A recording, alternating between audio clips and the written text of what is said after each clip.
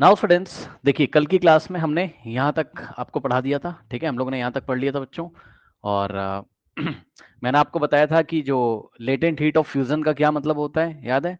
1 kilogram solid को लेंगे 1 atmospheric pressure पे, उसके मेल्टिंग पॉइंट पे, और उसको हीट सप्लाई करना शुरू करेंगे। जितनी हीट लगेगी 1 किलोग्राम मैटर को सॉलिड से लिक्विड में कन्वर्ट होने में, उस हीट को हम क्या बोलते हैं? Latent heat of fusion. ठीक। और लेटेंट हीट ऑफ वेपराइजेशन भी मैंने वहां पर आपको एक्सप्लेन किया था। ठीक है students, latent heat of vaporization में हम 1 किलोग्राम लिक्विड लेंगे at boiling point at 1 atmospheric pressure, और उसको हीट देना शुरू करेंगे। जब पूरा का पूरा 1 किलोग्राम लिक्विड किस में चेंज हो जाएगा? गैशियस स्टेट में। तो जितनी हीट हमने सप्लाई करी होगी वही क्या होगी? Latent heat of vaporization. तो ये मैंने आपको कल कॉपी में लिखवाया भी था। मैंने आपको बोला था आप लिख लीजिए। जिन जो बच्चे लास्ट की क्लासेस नहीं करी तो आप पुरानी क्लासेस बच्चों देख लीजिए। ठीक है, उसमें मैंने दोनों डेफिनेशंस आपको बताई हैं। चलिए, अब देखिए बच्चों, हमने कल आपको बताया था एक बात और, कि 0 डिग्री सेल्सियस की आइस है और 0 डिग्री सेल्सियस का वाटर है। ठीक। तो किसके पास एनर्जी ज्यादा होगी? तो जवाब है 0 डिग्री सेल्सियस वाटर के पास एनर्जी ज्यादा होती है। ये बात भी मैंने आपको बताई है।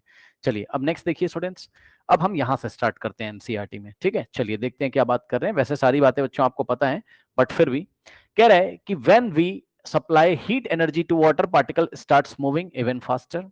At certain temperature, a point is reached when the particle have enough energy to break free from the force of attraction of each other. At this temperature, the liquid starts changing into gas. The temperature at which a liquid starts boiling at the atmospheric pressure is called as its boiling point. Boiling is a bulk phenomena. Particles from the bulk of the liquid gain enough energy to change into vapor state. Okay. ये देखिए बच्चों, यहाँ पे मैं आपको थोड़ा सा explain करता हूँ। आपकी एनसीईआरटी कहना क्या चाहती है कि एक लाइन में आपको एक्सप्लेन करता हूँ। देखिए, देखिए आपकी बुक में क्या कहना चाहता है। वैसे तो आपको सारी बातें बच्चों पता है, हम लोग ने सब कुछ डिस्कस किया, ऐसा कुछ नया आपको मिलेगा नहीं। कह रहा है when we supply heat energy to water, particle starts moving even faster. अब सही बात है बच्चों। देखिए अभी तक क्या था? अभी तक आपने यहाँ पे ये देखिए, ये आइस ली थी इस तरीके से, है ना? ये आइस थी, बहुत सारे आइस के पीसेस होंगे इस तरीके से, आइस क्यूब्स होंगी।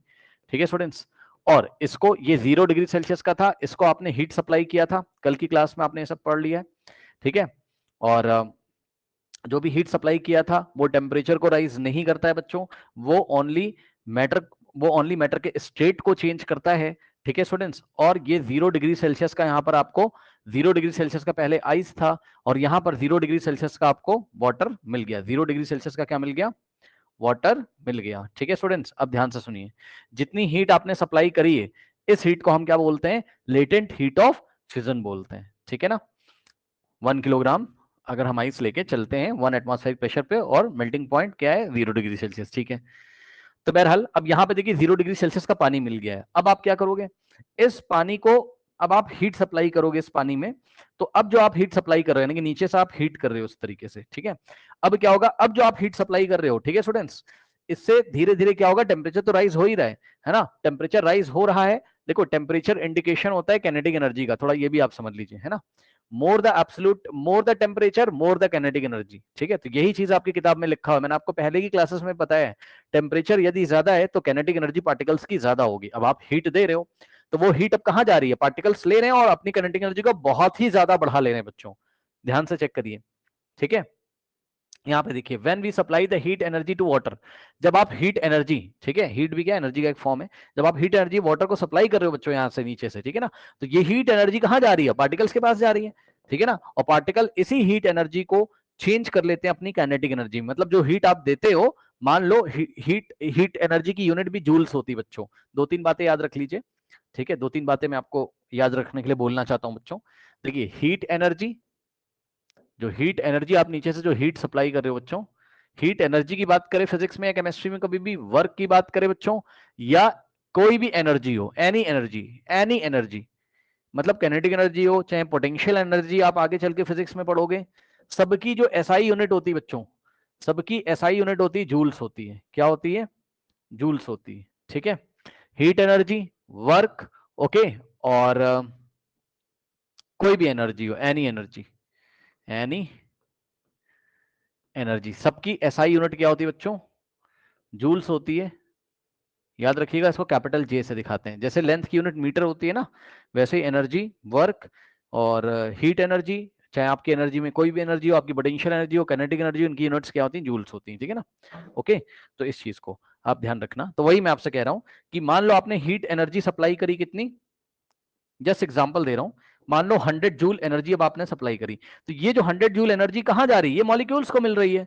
जो पानी के मॉलिक्यूल 0 डिग्री सेल्सियस पे बैठे थे, अब वो अपनी काइनेटिक एनर्जी को बढ़ा लेंगे, क्योंकि law of conservation of energy भी आपने कहीं ना कहीं पढ़ा होगा छोटी क्लासेस में। नहीं पढ़ा है तो सुन लो। Energy can neither be created nor be destroyed, मतलब एनर्जी को ना तो क्रिएट किया जा सकता है ना तो डिस्ट्रॉय, बस एक फॉर्म से दूसरे फॉर्म में चेंज किया जा सकता है। या नेचर में एनर्जी एक फॉर्म से दूसरे फॉर्म में चेंज होती है। अब आप देखो, जो आपने 100 जूल एनर्जी दी थी, कहां चली गई? वो पार्टिकल्स की काइनेटिक एनर्जी को इंक्रीज करने में यूटिलाइज हो गई, ऐसे समझो आप।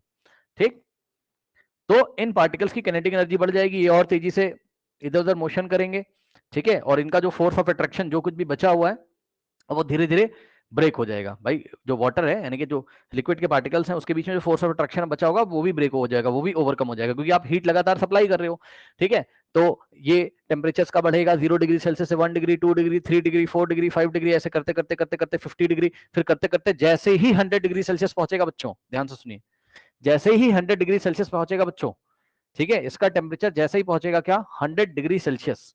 अब ये वाटर के जो पार्टिकल्स हैं, बल्क पार्टिकल, यानी कि ये अंदर वाले भी, सरफेस वाले सब बाहर ऐसे निकलने लगेंगे। ठीक, ओके, और इसी को हम क्या बोलते हैं कि वाटर की बॉइलिंग हो गई। अभी मैं थोड़ा सा और अच्छे से आपको एक्सप्लेन करूंगा। एक बात मैं आपको बताना चाहता हूं, थोड़ा ध्यान रखेंगे उसको, अभी मैं आपको बताऊंगा, लेकिन पहले आप ये बात पढ़िए अपनी किताब में। कह रहा है when we supply heat energy to water, particle starts moving even faster. ठीक है, जब आप हीट एनर्जी वाटर को सप्लाई कर रहे हो तो पार्टिकल और तेजी से फास्टर मूव कर रहे हैं। क्यों मूव कर रहे हैं? मैंने आपको बताया, जो आप हीट सप्लाई कर रहे हो काइनेटिक एनर्जी में चेंज हो गई। ठीक है, काइनेटिक एनर्जी का फॉर्मूला क्या होता था? Half mv square. याद है? याद है बच्चों, काइनेटिक एनर्जी का फॉर्मूला क्या था आपका? Half mv square. तो काइनेटिक एनर्जी अगर ज्यादा हो जाएगी तो हाफ mv स्क्वायर ज्यादा होने का मतलब है v ज्यादा हो जाएगा, ना कि स्पीड ज्यादा हो जाएगी। सही है ना? ओके, तो कह रहा है at a certain temperature, at a certain temperature, एक ऐसा टेम्परेचर आएगा, a point is reached when the particles have enough energy to break free from the force of attraction of each other. तो देखिए, कह रहा है एक ऐसा टेम्परेचर सर्टेन आएगा, और पानी के लिए वो टेम्परेचर क्या है बच्चों? 100 डिग्री सेल्सियस। जीरो से बढ़ के टेम्परेचर क्या हो जाएगा जब? 100 डिग्री सेल्सियस। तो इस टेम्परेचर पे पार्टिकल के पास इतनी एनर्जी आ गई है कि वो क्या करेंगे बच्चों? जो भी फोर्स ऑफ अट्रैक्शन उसको ब्रेक करके इस तरीके से बाहर निकलने लगेंगे फ्लास्क से। और जब बाहर निकलने लगेंगे तो यही क्या कहलाएगा? हम क्या कहेंगे इसको फिजिक्स में या केमिस्ट्री में? हम साइंस में इसको क्या बोलेंगे? वाटर बॉईल करने लगा है, वाटर बॉईल करने लगा है। ठीक है, यही चीज आपकी किताब में लिखी है बच्चों। देखिए क्या कह रहा है? कह रहा है कि एट सर्टेन, धीरे धीरे आप पानी को गर्म कर रहे हो, उसके पार्टिकल की काइनेटिक एनर्जी बढ़ रही है ना, वो फास्टर मूव कर रहे हैं, क्योंकि पार्टिकल की स्पीड बढ़ रही है तो वो फास्टर मूव कर रहे हैं। एक सर्टेन टेम्परेचर आएगा, जिस टेम्परेचर पे पहुंच के बच्चों इतनी इनफ एनर्जी पार्टिकल्स को मिल जाएगी, इनफ का मतलब पर्याप्त। ओके, इतनी ज्यादा एनर्जी अब पार्टिकल्स के पास आ चुकी है कि पार्टिकल बहुत अच्छे से मोशन कर रहे हैं, अपना फोर्स ऑफ अट्रैक्शन ऐसा ब्रेक कर देंगे। ठीक, ये देखिए यही चीज लिखी किताब में, when the particle have enough energy to break the free to break free from to break free from the force of attraction of each other at this temperature the liquid starts changing into gas. देखा? तो इस temperature पे बच्चों liquid कहां change होने लगता है? Gases state में। अब देखिए बच्चों, ये आपको अपनी बुक में अंडरलाइन करना है, यहां पे देखिए, the temperature at which the liquid starts boiling at the atmospheric pressure is known as boiling point. ध्यान सुन लो बच्चों, एक बॉइलिंग पॉइंट क्या होता है? एक टेम्परेचर होता है। बॉइलिंग पॉइंट क्या होता है? टेम्परेचर होता है। हर एक लिक्विड के लिए एक पर्टिकुलर बॉइलिंग पॉइंट, एक पर्टिकुलर, एक हर एक, सुन लो ध्यान से, सुन लो ध्यान से, प्रेशर आपको फिक्स रखना है। कितना? 1 एटमॉस्फेरिक प्रेशर। अभी 1 एटमॉस्फेरिक प्रेशर को भी हम डिटेल में पढ़ेंगे, टेंशन मत लो, सुन लो, आपकी बुक में दिया हुआ है बच्चों। 1 एटमॉस्फेरिक प्रेशर आपको रखना है। कभी भी अगर आप किसी भी लिक्विड का बॉइलिंग पॉइंट बता रहे हैं, आपको प्रेशर कितना रखना बच्चों? 1 एटमॉस्फेरिक प्रेशर। ओके, तो 1 एटमॉस्फेरिक प्रेशर पे जब कोई लिक्विड बच्चों 1 एटमॉस्फेरिक प्रेशर पे किसी पर्टिकुलर टेम्परेचर पे जब कोई लिक्विड बच्चों गैस में चेंज होने लगता है, यानी कि उसके पार्टिकल्स की, लिक्विड के पार्टिकल की इतनी ज्यादा इनफ एनर्जी हो जाती है कि वो बॉन्ड्स को ब्रेक किया, फोर्स ऑफ अट्रैक्शन को ब्रेक करके ऐसा निकल जाता है। ठीक है, तो इस टेम्परेचर को, जिस टेम्परेचर पे ऐसा होता है, और 1 एटमॉस्फेरिक प्रेशर पे, उस टेम्परेचर को हम क्या बोलते हैं? Boiling point. ये देखिए, कह रहा है the temperature at which liquid starts boiling at the atmospheric pressure. बच्चों नोट करना है eight the atmospheric pressure, pressure maintain करना बहुत जरूरी है यहाँ, क्योंकि बच्चों कॉपी में नोट यदि आप लगाना चाहें तो लगा लीजिए कहीं पर, प्रेशर अगर आपने चेंज कर दिया तो मेल्टिंग पॉइंट और बॉइलिंग पॉइंट चेंज हो जाता है बच्चों। आई रिपीट, प्रेशर अगर आपने चेंज कर दिया तो मेल्टिंग पॉइंट और बॉइलिंग पॉइंट चेंज हो जाता है। ये चीज आप क्लास 12 में डिटेल में पढ़ेंगे। तो जो मेल्टिंग पॉइंट है या जो बॉइलिंग पॉइंट है, अभी मैं आपको थोड़ा फील भी करा दूंगा यहाँ पर एक डायग्राम बना के। मेल्टिंग पॉइंट और बॉइलिंग पॉइंट किस पे डिपेंड करता है? प्रेशर पे डिपेंड करता है। कौन से प्रेशर पे? जो बाहर से प्रेशर लग रहा है। एक डायग्राम हम आपको दिखाएंगे बना के, टेंशन मत लो आप। ठीक है बच्चों, तो आप याद रखना कि जब भी आप बॉइलिंग पॉइंट को डिफाइन कर रहे हो तो प्रेशर कितना है? 1 atm लेना है, स्टैंडर्ड प्रेशर। ओके, तो ये डेफिनेशन आप याद कर लीजिएगा। The pressure at which a liquid start boiling at the atmospheric pressure is known as boiling point. Now बच्चों अब देखिए उसने आपसे क्या बोला, कह रहा boiling is a bulk phenomena. बच्चों क्या है, मैंने आपको नहीं पढ़ाया पहले, बताइए। Boiling is a bulk phenomena. मैंने आपको बच्चों एक क्लास में बताया था इवेपोरेशन और बॉइलिंग में क्या अंतर होता है। क्या आप लोग को याद है बच्चों? इवेपोरेशन कैसा फिनोमेना था? Surface phenomena. याद आया? भूल चुके हैं आप लोग? बताइए। मैंने आपको बोला था बच्चों एक बकेट में या एक फ्लास्क में ऐसा पानी रख दीजिए, ये देखिए, ये ऐसा पानी रख दीजिए सनलाइट में, ये सन है, ठीक है ना, और सनलाइट आ रही है इस तरीके से, तो ये जो सरफेस के मॉलिक्यूल्स हैं वाटर के, ये इवेपोरेट होके ऊपर जाने लगेंगे, इनकी ही एनर्जी बढ़ेगी, और पहले ऊपर वाले सरफेस के मॉलिक्यूल जाएंगे, फिर उसके नीचे वाले सरफेस के मॉलिक्यूल, फिर उसके नीचे वाले सरफेस के मॉलिक्यूल, इस तरीके से। ये बल्क मॉलिक्यूल जो यहां पर है अंदर, ये डायरेक्टली नहीं निकलते हैं, लेयर बाय लेयर, यानी कि सरफेस बाय सरफेस इवेपोरेशन हो रहा है यहां पर। यानी कि सरफेस बाय सरफेस जो पानी के मॉलिक्यूल हैं वो इवेपोरेट, पानी के या कोई भी लिक्विड है उसके मॉलिक्यूल सरफेस बाय सरफेस या लेयर बाय लेयर इवेपोरेशन उसका हो रहा है, या गैसेस स्टेट में वो चेंज हो रहे हैं। तो जो इवेपोरेशन होता था बच्चों वो सरफेस फिनोमेना होता था, लेकिन बॉइलिंग जो हो रही है, बॉइलिंग जो हो रही है बच्चों, बॉइलिंग कैसी है? बॉइलिंग बल्क फिनोमेना है। बल्क फिनोमेना है मतलब अंदर के पार्टिकल्स भी निकल सकते हैं ऐसे करके, सरफेस के ही नहीं अंदर के भी निकल सकते हैं। कोई डाउट है बच्चों? तो ये चीज है। ओके, तो इसीलिए लिखा है देखिए boiling is a bulk phenomena. ठीक है, particle from the bulk of the liquid gain enough energy. क्या लिखा है? Particle from the bulk of the liquid gain enough energy to change into vapour state. बच्चों particle from the bulk of the liquid, ये liquid है, और particle from the bulk का मतलब अंदर वाले पार्टिकल भी, सरफेस के ही नहीं अंदर वाले पार्टिकल्स भी, ये जो अंदर है, ठीक है ना, लिक्विड, ये इस तरीके से बच्चों लिक्विड है, ये लिक्विड का ऊपर वाला ये सरफेस है, इस सरफेस को छोड़ के जो बल्क में पार्टिकल, इनके पास भी इतनी इनफ एनर्जी होती है कि ये ऐसा बाहर निकल जाते हैं गैसियस स्टेट में। ठीक है, करेक्ट, फोर्स ऑफ अट्रैक्शन को ब्रेक करके। तो यही चीज आपकी किताब में लिखी है, particle from the bulk of liquid gain enough energy to change into the vapour state. ठीक है स्टूडेंट्स, अब ध्यान दे बच्चों, यहीं पर आप देख लीजिए आपकी बुक में फिर से लिखा है उन्होंने, क्या वाटर के लिए जो टेम्परेचर होता है बच्चों कितना होता है? 100 डिग्री सेल्सियस। मैंने बताया वाटर का बॉइलिंग पॉइंट कितना होता है बच्चों, यहां पर वाटर का बॉइलिंग पॉइंट कितना होता है बच्चों? 100 डिग्री सेल्सियस होता है वाटर का बॉइलिंग पॉइंट। अब आ जाइए जरा, एक्सरसाइज आ गई आपके लिए। 100 डिग्री सेल्सियस को बच्चों आपको केल्विन में चेंज करना है। 100 डिग्री सेल्सियस को केल्विन में कैसे चेंज करेंगे? 100 डिग्री सेल्सियस को केल्विन में कैसे चेंज करेंगे? केल्विन में चेंज करने के लिए बताया था मैंने आपको, 273 को ऐड कर देंगे। ठीक, तो वाटर का जो बॉइलिंग पॉइंट होगा बच्चों, बीपी, बीपी ऑफ वाटर, यानी कि वाटर का जो बॉइलिंग पॉइंट होगा कितना होगा बताइए? वो होगा 100 में, वैसे तो 100 डिग्री सेल्सियस होता है लेकिन आपको केल्विन में निकालना है, तो 100 डिग्री सेल्सियस में 273 आप ऐड करोगे, आंसर कितना आ जाएगा? 373 केल्विन, ये लीजिए। ठीक है, तो इस तरीके से जो बॉइलिंग पॉइंट होगा वाटर का कितना हो जाएगा? वो 373 केल्विन। कोई डाउट है बताइए? कोई डाउट है? नहीं। अब देखिए जरा next, can you define the latent heat of vaporization. अब उसने आपसे सवाल पूछ लिया, तो सुन लो, बॉइलिंग पॉइंट ऑफ वाटर आप 100 डिग्री सेल्सियस बोलिए और चाहें आप 273 केल्विन बोलिए, बात सेम है, बस टेम्परेचर की स्केल अलग अलग है। एक बार डिग्री सेल्सियस में बता रहे हो तो 100 डिग्री सेल्सियस, ठीक, केल्विन में बता रहे हो तो 373 केल्विन। अब ध्यान दो, कह रहा can you define the latent heat of vaporization. कल मैंने आपको बताया था लेटेंट हीट ऑफ वेपराइजेशन को, कल मैंने आपको डिफाइन कराया था, मैंने कहा था मैं कल नहीं बताऊंगा, अब आप देखो पिछली वीडियो जाके। ठीक है, लेटेंट हीट ऑफ वेपराइजेशन को है कैसे डिफाइन करते हैं? लेटेंट हीट ऑफ वेपराइजेशन को, heat required to change 1 kilogram of liquid into its vapor state at its boiling point and at 1 atmospheric pressure. Okay, ये बात मैंने आपको बताई है, एक बार फिर से थोड़ा सा मैं आपको बता देता हूं।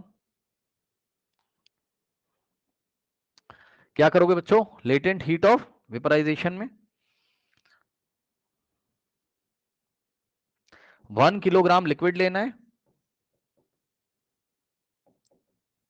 ठीक, एट इट्स बॉइलिंग पॉइंट, उसके बॉइलिंग पॉइंट पे, मतलब ये क्या बता दिया, और at 1 atm pressure, at 1 atmospheric pressure, ठीक। 1 किलोग्राम लिक्विड लेना है 1 एटमॉस्फेरिक प्रेशर पे, उसके बॉइलिंग पॉइंट पे, बॉइलिंग पॉइंट पे वो ऑटोमेटिकली आ जाएगा, आपको टेंशन नहीं लेना है। सुनो ध्यान से, 100 डिग्री सेल्सियस का वाटर जब हो जाता था, याद है, तो आप इसको हीट आप लगातार सप्लाई करते हो, अब इसका टेम्परेचर नहीं बढ़ता जब तक पूरा का पूरा पानी किसमें नहीं चेंज हो जाता है, गैस में, याद है, तो वही है।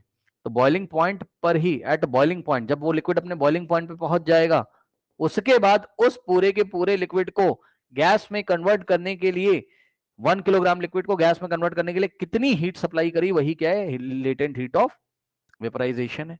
और मैंने यहां पर आपको बताया था कि 100 डिग्री सेल्सियस का वाटर है और 100 डिग्री सेल्सियस की स्टीम है, कौन ज्यादा बर्न करेगा आपको, किससे आपके हाथ ज्यादा जल जाएंगे, तो जवाब है 100 डिग्री सेल्सियस के स्टीम से, क्योंकि 100 डिग्री सेल्सियस के स्टीम में, जो कि वाटर का गैसियस स्टेट है, उसमें लेटेंट हीट ऑफ वेपराइजेशन भी होता है, या उसमें लेटेंट हीट भी होती है। तो ज्यादा एनर्जी किसके पास बच्चों, 100 डिग्री सेल्सियस वाटर के पास या 100 डिग्री सेल्सियस स्टीम के पास, बताइए ज्यादा एनर्जी किसमें, 100 डिग्री सेल्सियस वाटर के पास या 100 डिग्री सेल्सियस स्टीम के पास, तो जवाब है 100 डिग्री सेल्सियस स्टीम के पास, क्योंकि इसमें लेटेंट हीट भी होता है, ठीक।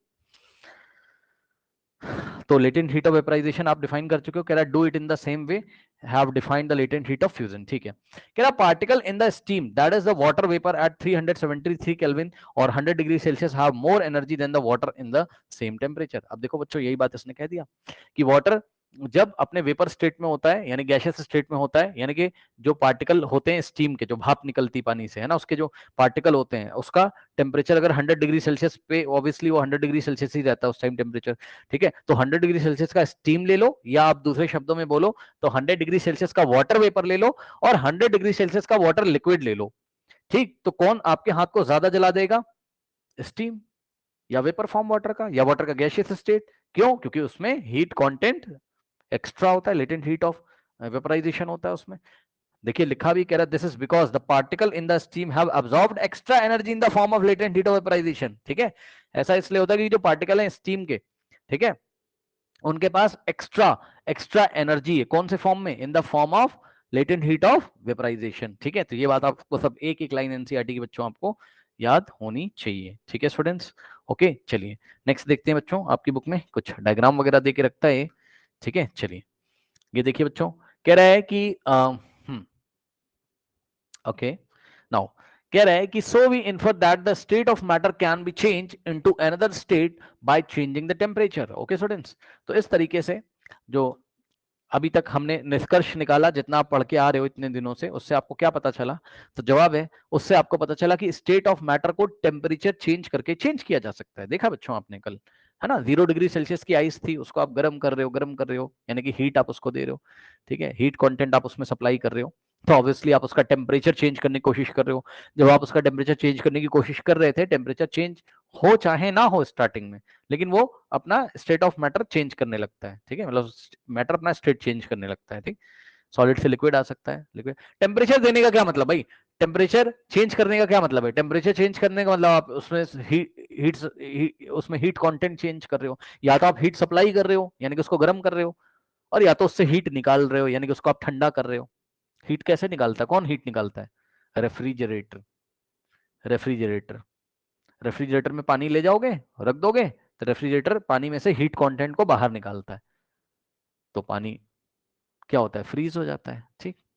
यानी कि टेम्परेचर में चेंज करके, चाहे टेम्परेचर बढ़ाने की कोशिश करो आप, चाहे टेम्परेचर डिक्रीज करने की कोशिश करो, टेम्परेचर में चेंज करके स्टेट ऑफ मैटर को चेंज किया जा सकता है, ठीक है स्टूडेंट्स।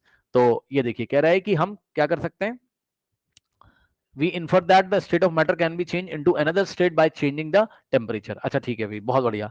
अब ध्यान से चेक करो बच्चों, ये जो बात यहाँ पर दी हुई है ना, ये आपको याद होना चाहिए, देखिए ये आपको याद होना चाहिए, ठीक है ना। थोड़ा सा मैं इसको आपको एक्सप्लेन करना चाहता हूँ बच्चों यहाँ पर, ठीक है। तो इसको हम लोग ले लेते हैं एनसीईआरटी का ये वाला जो डायग्राम दिया हुआ है, ठीक है। चलिए इसको बच्चों थोड़ा सा देखिए, डायग्राम आपको बिल्कुल हमेशा याद ही होना चाहिए बच्चों, ठीक है। थोड़ा और इसको यदि बड़ा कर ले हम, हो जाएगा क्या? नहीं, चलो अच्छा कोई बात नहीं। देखो देखो बच्चों, ये सॉलिड स्टेट है। अब आप देख रहे हो, जब सॉलिड स्टेट को बच्चों हीट दोगे, ऐसे करके एरो लगा हुआ है, यानी कि यहां से यहां जा रहे हो तो हीट सप्लाई कर रहे हो आप, ठीक है ना। तो हीट कंटेंट दे रहे हो इसको आप, तो सॉलिड किस में आ जाएगा? लिक्विड, लिक्विड में, ठीक है। आपको याद है आइस वाला, आइस वाला एग्जांपल बच्चों आपको बहुत अच्छी तरीके से याद है, उससे आप इसको रिलेट करिए, ठीक। तो सॉलिड स्टेट में कौन था आपका? आइस था, याद है, जो कि वाटर का सॉलिड फॉर्म है। जब गर्म किया था तो लिक्विड स्टेट, यानी कि वाटर बन गया था liquid state. We all are familiar with the water, हम लोग को वाटर के बारे में पता है कैसा लिक्विड है, उसका अपीयरेंस कैसा है, कैसा दिखता है वो, ठीक है। आप टच करते हो तो कैसा लगता है वो। नाउ अगर आप फर्दर वाटर को हीट सप्लाई करते थे बच्चों, तो याद करिए वाटर के वेपर बनते थे, वाटर वेपर, जिसको आप स्टीम भी बोलते हो। ये लीजिए वाटर गैसियस स्टेट है, ठीक है। तो ये जो हीट आप बच्चों सप्लाई कर रहे हो, थोड़ा सा मैं आपको बताना चाहूंगा कि चल क्या रहा है, मामला क्या चल रहा है। मामला ये चल रहा है कि यहाँ पे देखो बच्चों, जो पार्टिकल्स थे सॉलिड स्टेट में, ये पार्टिकल बहुत पास पास थे, ठीक।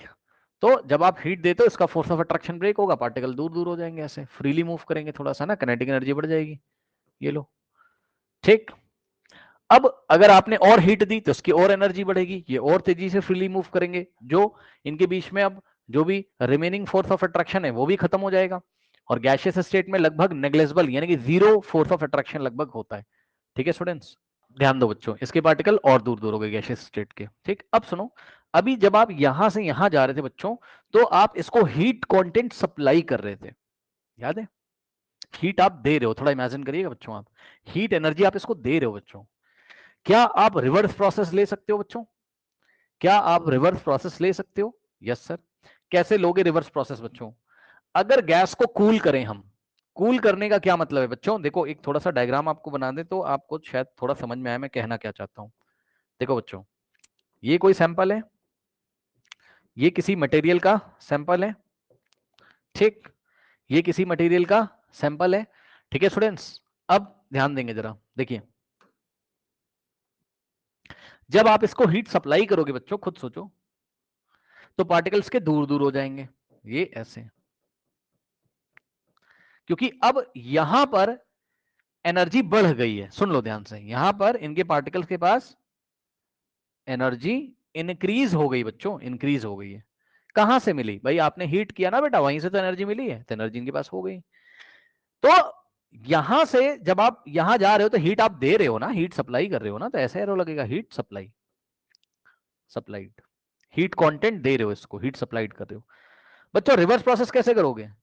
हाँ, कूल कर दो ना इसको, इसकी एनर्जी बढ़ी हुई है, इस सैंपल को ले जाके रेफ्रिजरेटर में रख दीजिए या किसी मशीन में रख दीजिए।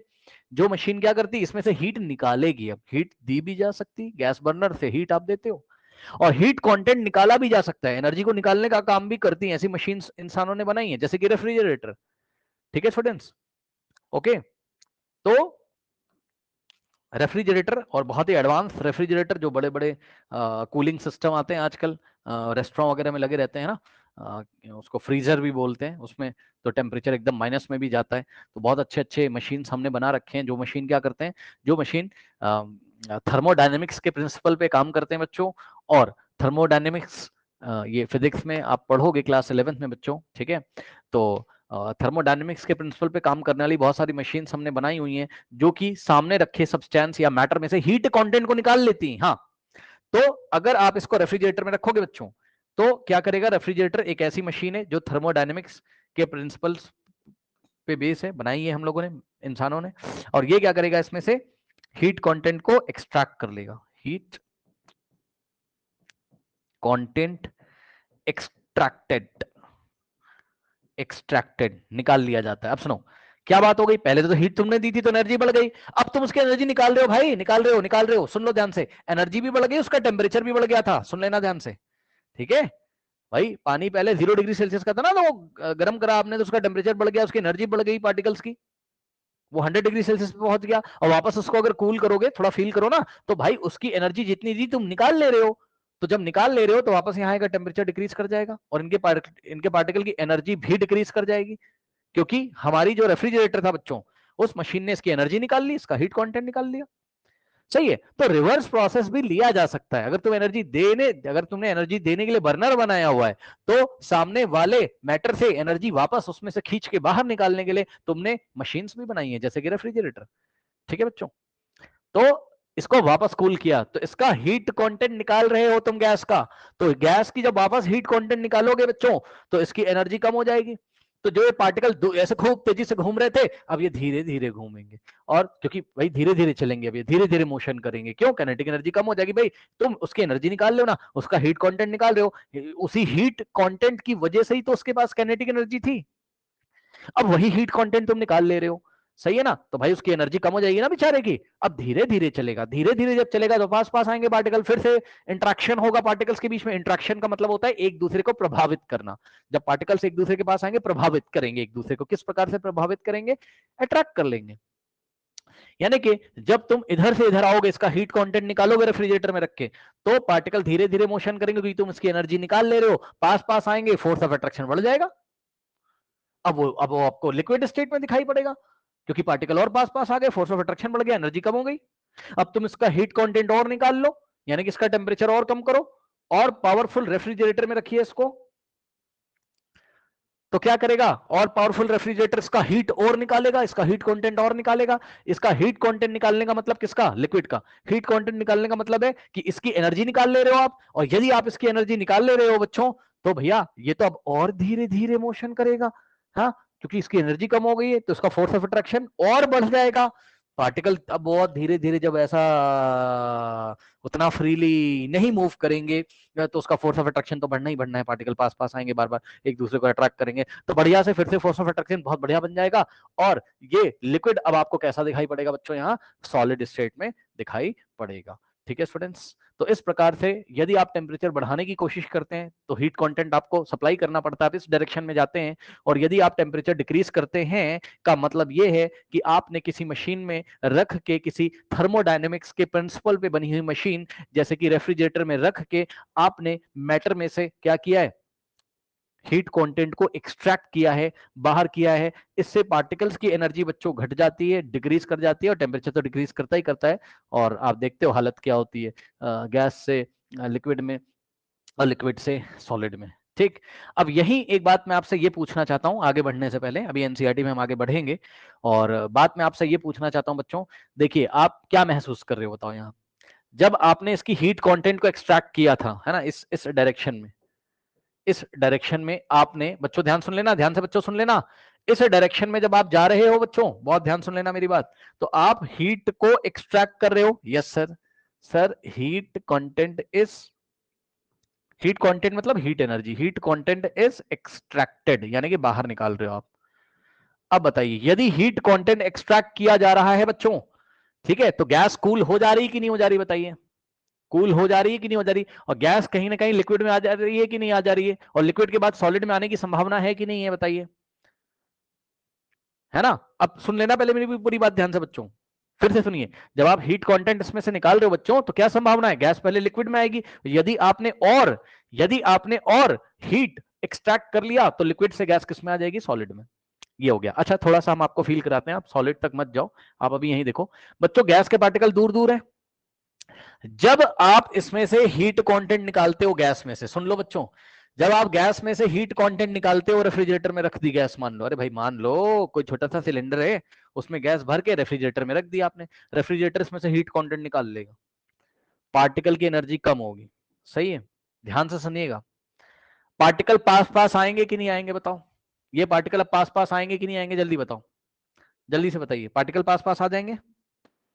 ठीक, अब सुनो, यानी कि बहुत इंपॉर्टेंट सुनिएगा बच्चों, गैस को लिक्विड में ले जाने के लिए पार्टिकल को पास पास लाना जरूरी है कि नहीं? जल्दी बताओ, गैस को लिक्विड स्टेट, मतलब कोई मैटर का गैसियस स्टेट है, उसको लिक्विड स्टेट में ले जाने के लिए पार्टिकल का पास पास आना जरूरी है कि नहीं है? जल्दी बताइए। है सर, है सर, है सर। अब सुन लेना ध्यान से भाई, आपको जो दिख रहा है वही मैं बोल रहा हूं, ऐसा कुछ नहीं है ना भाई। गैस से अगर तुम लिक्विड में जाना चाहते हो, तो पार्टिकल का पास पास आना जरूरी है। ठीक है, बहुत बढ़िया बात है। अब सुनो ध्यान से, क्या ये पार्टिकल पास पास कैसे लाए जाते हैं? सर हीट बाहर निकाल लो और रेफ्रिजरेटर में रख दो, यानी कि सर टेम्परेचर डिक्रीज कर दो। यस सर, जल्दी बोलना, यस सर, यस सर, जल्दी बोलो, सही बोल रहा हूं मैं?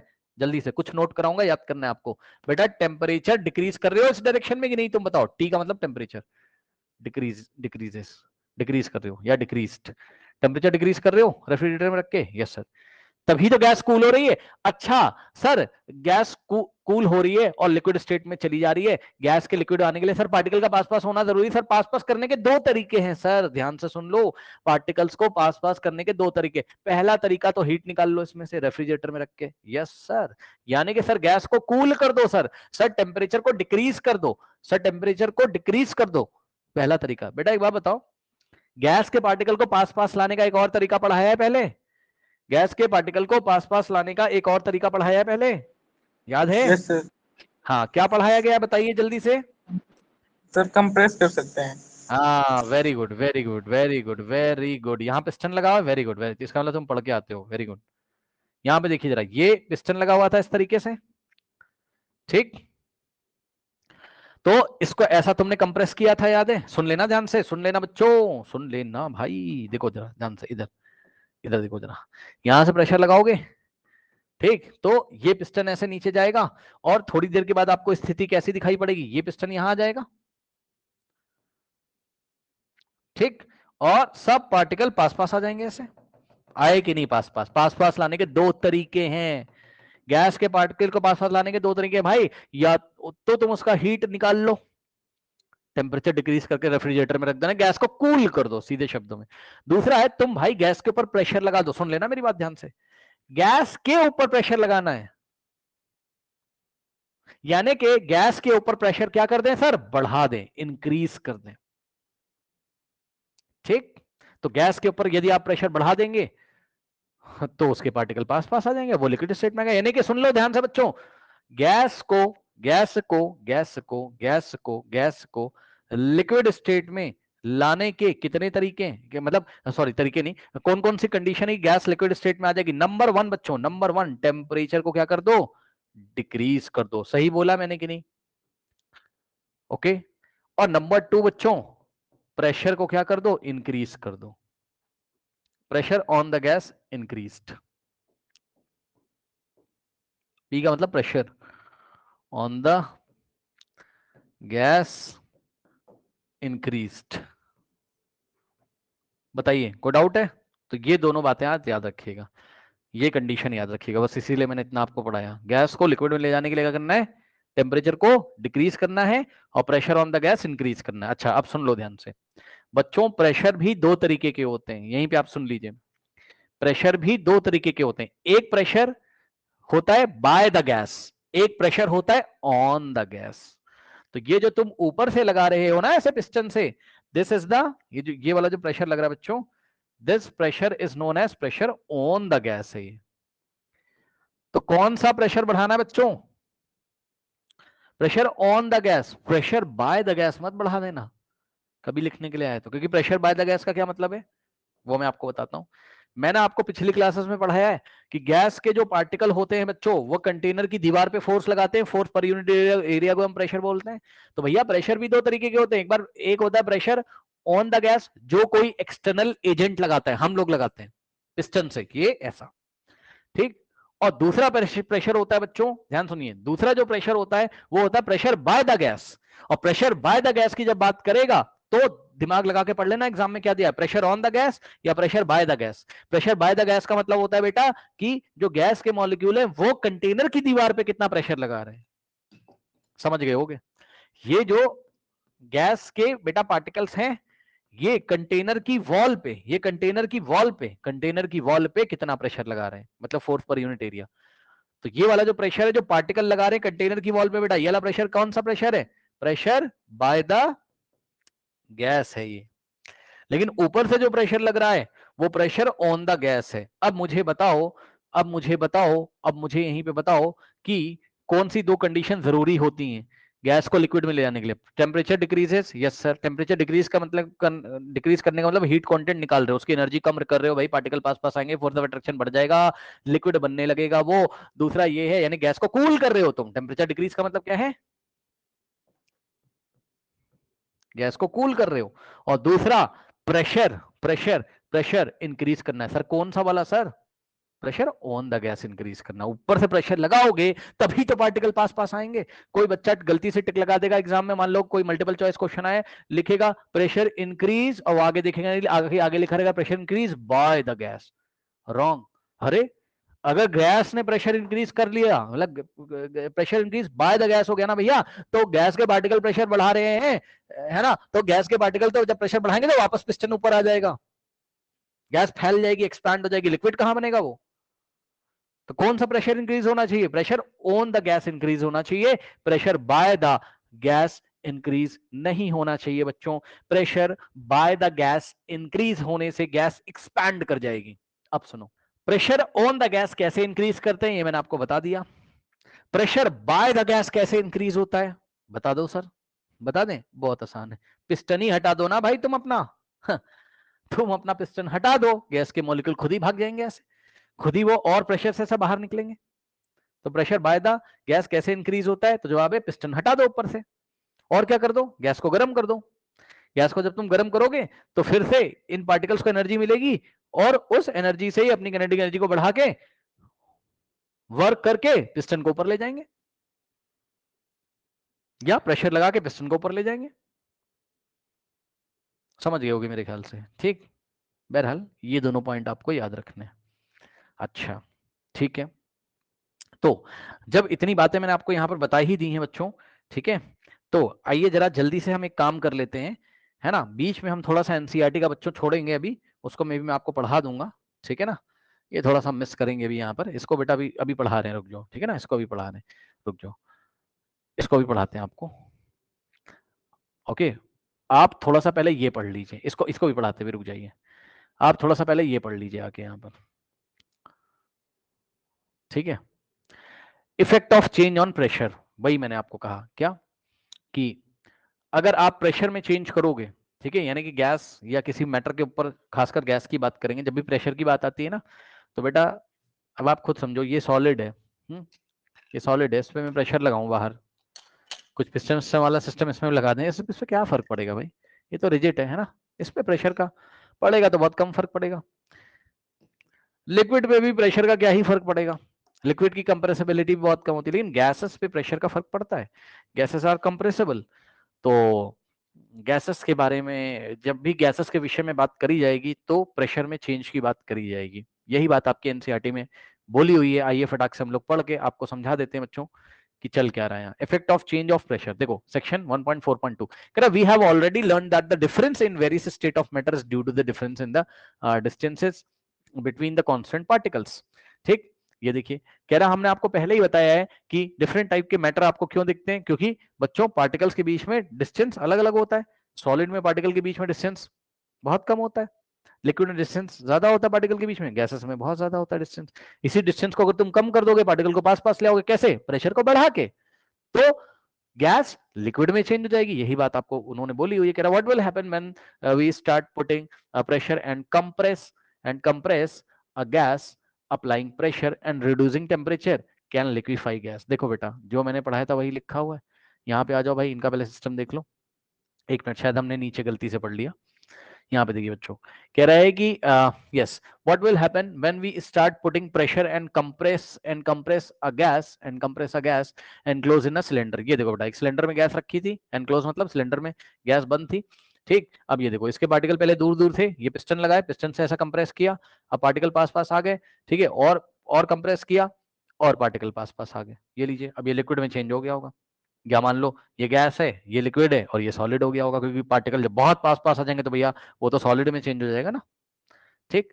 तो कह रहा do you think that increasing और decreasing the pressure can change the state of matter, ठीक है, इंक्रीजिंग और decreasing of the pressure can change the state of matter, yes.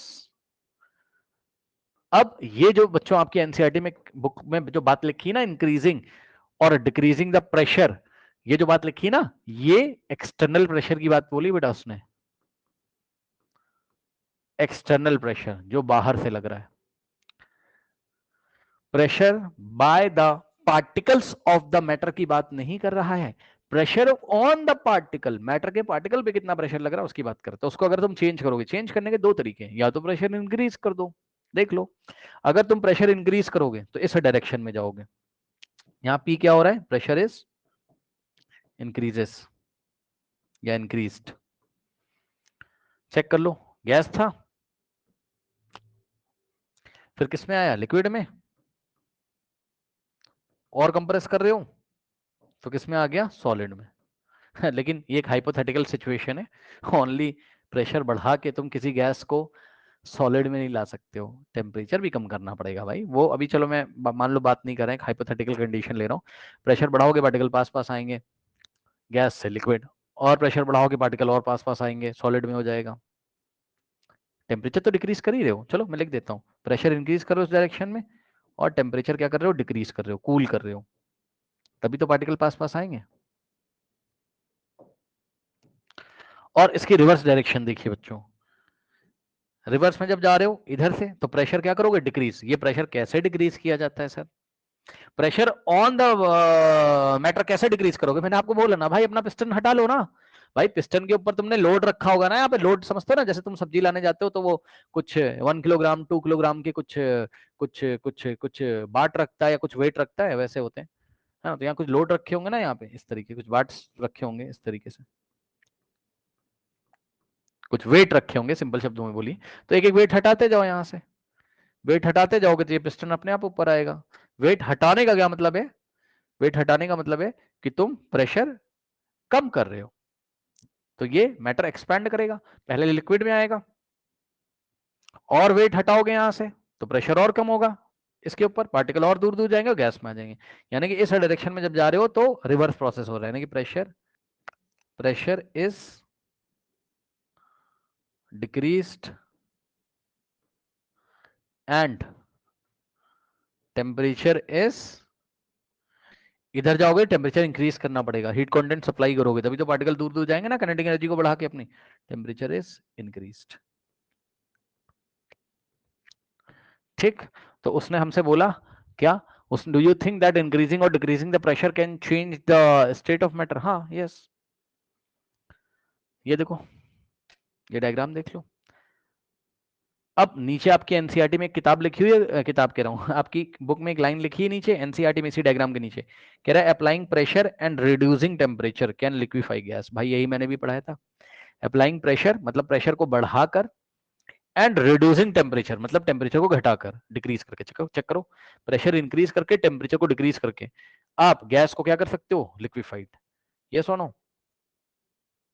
है ना, ठीक। तो यही चीज आपकी किताब में लिखी, पढ़ लीजिए। ये देखिए, applying pressure and reducing temperature can liquefied gas, can liquefy gas, ठीक है। प्रेशर बढ़ा दोगे, टेम्परेचर डिक्रीज करोगे तो गैसेस क्या हो जाएंगी, लिक्विफाइड हो जाएंगी, ठीक। अब देखिए बच्चों, एक बहुत अच्छा एग्जांपल दिया है आपकी बुक में यहाँ, तो यहाँ से क्वेश्चन आता है एग्जाम में, कह रहा है have you heard of solid carbon dioxide, is it stored under high pressure, solid CO2 gets converted directly into gaseous state on a decrease of the pressure to 1 atmospheric without coming to liquid state. This is the reason why the solid carbon dioxide is also known as dry ice. अब देखो बच्चों, देखो एक process होता है जो अभी मैंने आपको नहीं पढ़ाया, सब्लिमेशन। सब्लिमेशन में क्या होता है, कोई सॉलिड सीधे गैस में चला जाएगा, सुन लो अभी इसको पढ़ा भी देंगे हम आपको, कोई बहुत बड़ी बात नहीं है। सब्लिमेशन क्या होता है बच्चों, कोई सॉलिड सीधे गैस में चला जाता है, थोड़ा सा देख लीजिए भाई, एक बहुत इंपॉर्टेंट क्वेश्चन यहाँ से आता है ना, इसलिए अभी इसको पढ़ा देंगे, रुक जाओ आप, बस ये देखो सब्लिमेशन क्या होता है। चलो पहले ये बता ही देते हैं आपको, फिर इस बात को बताते हैं, ठीक है। ये एक्टिविटी देख ही लो भाई क्या कह रहा है, इधर देखो, देखिए कह रहा है we have learn that substances around us changes from solid to liquid and from liquid to gas on application of heat. Solid से लिक्विड में जाते हैं सब्सटेंस, और लिक्विड से गैस में जाते हैं जब हम हीट सप्लाई करते हैं, जैसे कि हमने आइस का एग्जांपल लिया था, है ना।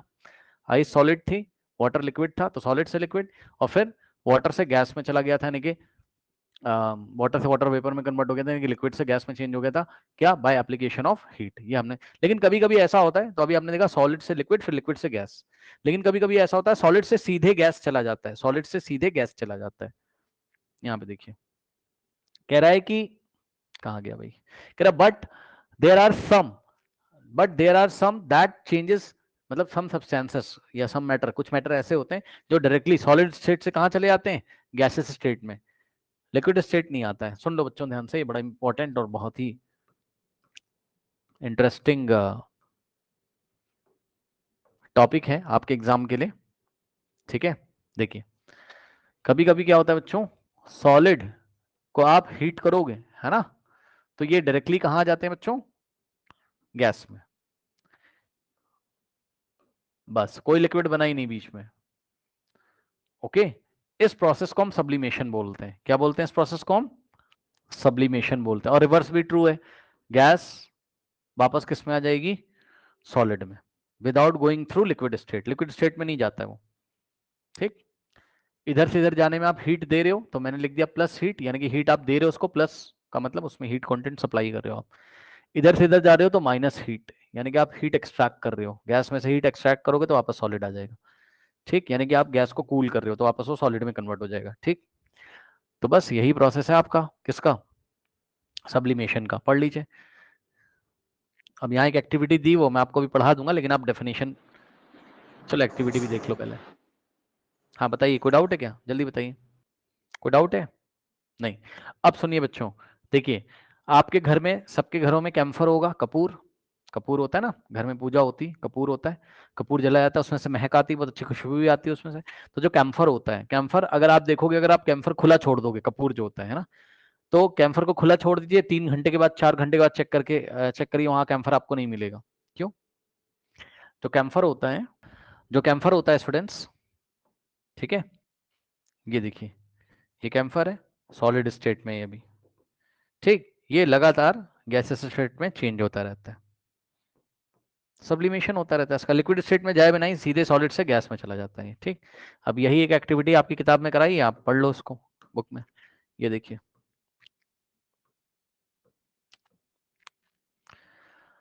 इस एक्टिविटी को देखिए बच्चों, क्या कह रहा है, पढ़ लो फटाफट, फिर CO2 के बारे में बताता हूँ, ठीक है ना, टाइम भी लगभग हो रहा है। देखिए बच्चों, कह रहा है कि take some camphor, crush it and put it in china dish, put an inverted funnel over the china dish, ठीक है ना। तो ये एक चाइना डिश में हमने कैम्फर लिया और उसके ऊपर इन्वर्टेड फनल, फनल ऐसा होता है, ये वाला जो फनल है इसी को इन्वर्ट करके, उल्टा करके पलट के रख दोगे ऐसे, और ऊपर कॉटन प्लग लगा दो, ठीक है ना, ऊपर कॉटन प्लग लगा दो, थोड़ी सी रुई लगा दो, ताकि जब यहाँ से हम इसको हीट करें, जो कि अभी बोलेगा, put a cotton plug on the stem of the funnel, ठीक है, as shown, now heat slowly and observe. अब इसको धीरे धीरे गर्म करो, क्या होगा, आप देखोगे कोई लिक्विड नहीं आपको दिखाई पड़ेगा, और थोड़ी देर के बाद आपको, जब आप इसको बर्नर को बंद कर दोगे, तो आप देखोगे यहाँ, यहाँ कैम्फर फिर से सॉलिडिफाई हो जाएगा, कैम्फर फिर से क्या हो जाएगा, सॉलिडिफाई हो जाएगा, और यहाँ कैम्फर के वेपर्स हैं, ठीक। तो सीधे ये सॉलिड से कहां चला गया, गैस में, और गैस से वापस सॉलिड में, ठीक। ओके, तो मुझे नहीं लगता है कि आपको इसमें कोई डाउट होगा, लेकिन इसके विषय में हम कल बच्चों फिर से चर्चा करेंगे। इसमें मुझे कुछ समझाना है आपको कि चलता क्या है, अभी इतना टाइम है नहीं आज, ठीक है। बट अभी आप ये देखो, a change of state directly from solid to gas without change into liquid is called sublimation, and the direct change of gas to solid without changing into liquid is called deposition, ठीक है। अच्छा, NCERT के according बच्चों में चलना है, NCERT के according चलना है, ये बात लिखी है, यही बात आप पढ़ो यहाँ पर, क्या, a change of state directly from solid to gas without changing into liquid state is called sublimation. जो डायरेक्ट चेंज होता है सॉलिड से सीधे गैस में, उसको हम सब्लिमेशन बोलते हैं, और गैस से जब सीधे सॉलिड में आता है उसको हम डिपोजिशन बोलते हैं, ठीक। ये देखिए, कैम्फर पहले क्या बना, चलो इसी को मैं आपको बता देता हूँ। कैम्फर को एनर्जी मिली नीचे से, इसकी किनेटिक एनर्जी बढ़ गई, और ये देखिए कैम्फर के वेपर बन गए। अब चलो मैं डिस्कस कर ही लेता हूँ जो मुझे डिस्कस करना था। ये सब्लिमेशन हो गया, यहाँ से आ गया है, ये क्या हो गया, सब्लिमेशन, सॉलिड से, सॉलिड से डायरेक्ट गैस में चला गया। अब सुनो क्या होगा, जब ये वेपर जाके यहाँ पे टकराएंगी इसकी दीवारों पे, फनल की वॉल पे, क्या होगा, जब ये दीवार पे टकराएगा तो एनर्जी लूज कर देगा अपनी, भाई टकराएगा तो उसकी किनेटिक एनर्जी, बॉल को आप दीवार पे मारते हो तो उसकी किनेटिक एनर्जी कम हो जाती है ना, टकराएगी तो किनेटिक एनर्जी कुछ ना कुछ दीवार को दे देगी वो, तो वही चीज होती है। जब इसके पार्टिकल, कैम्फर के पार्टिकल आके इसकी दीवारों पे टकराएंगे, तो उनकी एनर्जी का लॉस होगा कुछ ना कुछ, ओके। तो अब इसकी एनर्जी कम हो गई, जैसे इसकी एनर्जी कम हो जाएगी, कूल हो जाएगा, और जैसे ही कूल हो जाएगा तो सॉलिडिफाइड हो जाएगा। तो ये देखिए, ये गैस से अब वापस किस में जा रहा है, कैम्फर सॉलिडिफाइड, इस प्रोसेस को क्या बोलते हैं, डिपोजिशन, ठीक। तो सब्लिमेशन में एनर्जी गेन कर रहा है वो सॉलिड से गैस जाने में, और डिपोजिशन में एनर्जी लॉस कर रहा है, आके यहाँ फनल की दीवार पे टकराता है अंदर और अपनी एनर्जी लॉस कर देगा, कूल हो जाएगा। कॉटन क्यों लगाया था? कहीं इसके वेपर्स बाहर उड़ ना जाए। ओके, उड़ जाएंगे तो कहीं निकल जाएंगे इस तरीके से। तो बहरहाल आप यहाँ तक सब्लिमेशन तक करके आइए, और इसके विषय में थोड़ी चर्चा आप रखिएगा, यानी कि जो मैंने आपको पढ़ाया है प्रेशर वाली जो बात, क्योंकि उसी प्रेशर वाली बात को देखकर हम CO2 के बारे में कल पढ़ेंगे, ड्राई आइस के बारे में। तो उसके आगे हम नेक्स्ट क्लास में कंटिन्यू करेंगे। ठीक है स्टूडेंट्स, जा सकते हैं आप।